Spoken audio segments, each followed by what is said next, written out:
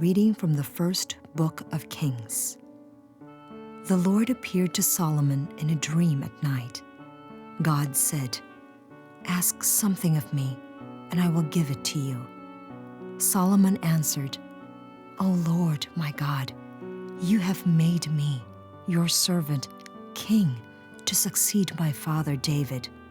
But I am a mere youth, not knowing at all how to act.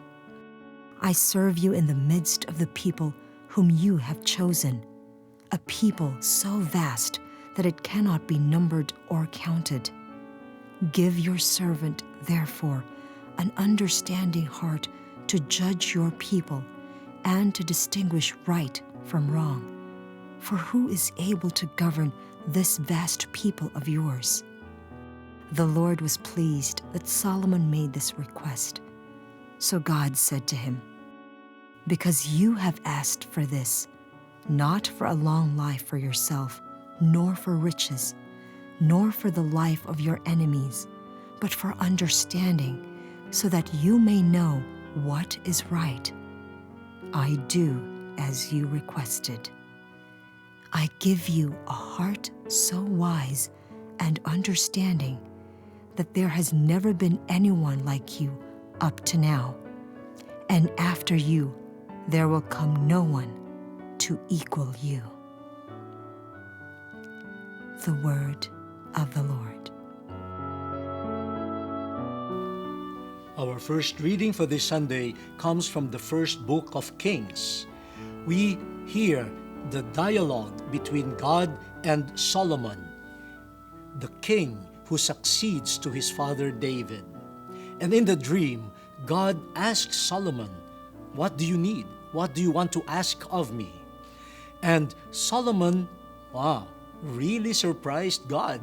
God was pleasantly surprised. Solomon did not ask for a long life for himself. Solomon did not ask riches for himself. Solomon did not ask that his enemies be exterminated for his own peace.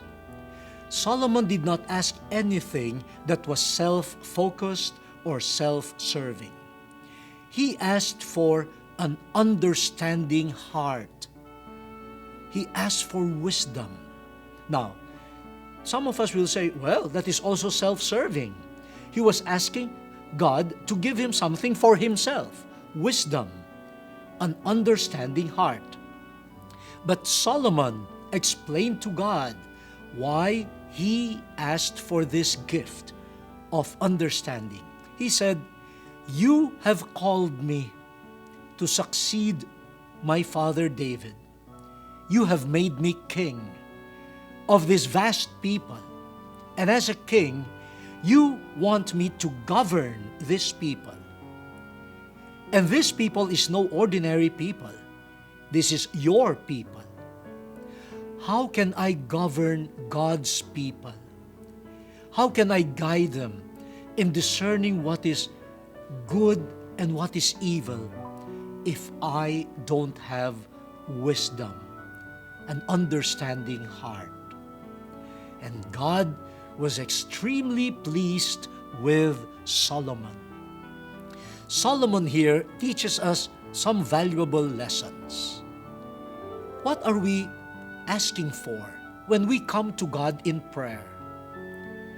I'm sure many of us approach God with a list of requests.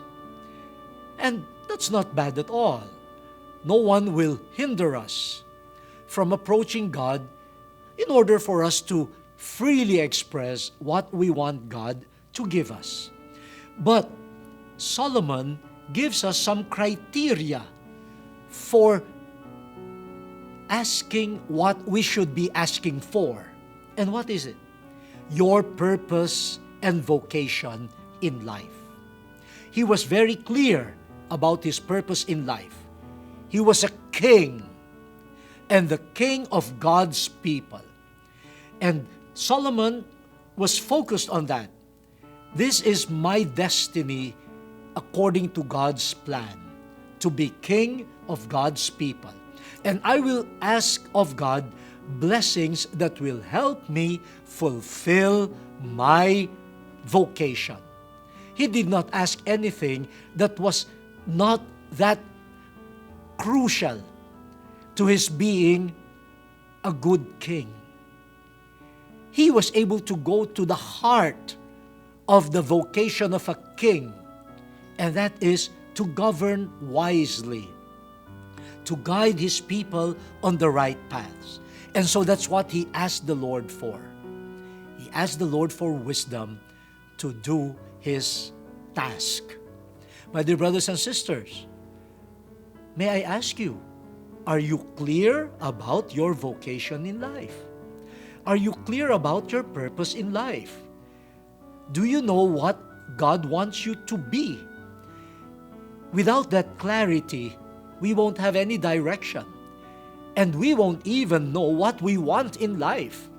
So, we use our time, even our prayer, asking and looking for things that really do not help us in fulfilling our vocation in life. Let us imitate Solomon. Be clear about your purpose in life and seek only what will help you fulfill that mission in life.